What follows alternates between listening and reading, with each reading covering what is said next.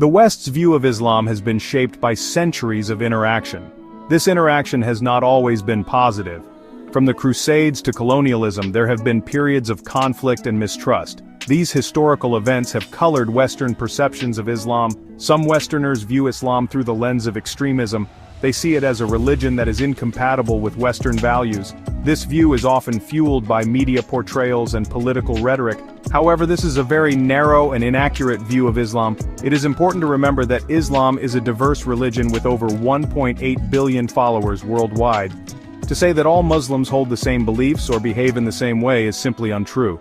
Just like any other major religion, Islam has a wide spectrum of interpretations and practices. To understand Islam, we must look beyond stereotypes and generalizations. We must engage with its history, its teachings, and its followers in all their diversity. Only then can we hope to build bridges of understanding and respect. Islam has a set of prohibitions that are designed to promote social harmony and well-being. These prohibitions, such as the avoidance of alcohol, gambling, and usury, are often misunderstood by the West. However, they are rooted in a deep concern for the individual and society.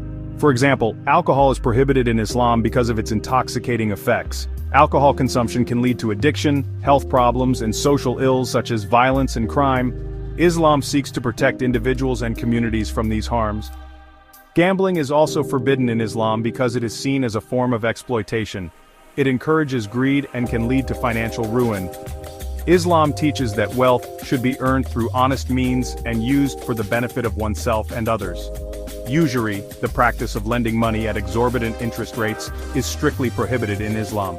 It is seen as a form of oppression that traps people in a cycle of debt. Islam emphasizes fairness and justice in all financial dealings. These prohibitions, along with others such as premarital and extramarital sex, are not meant to restrict personal freedom.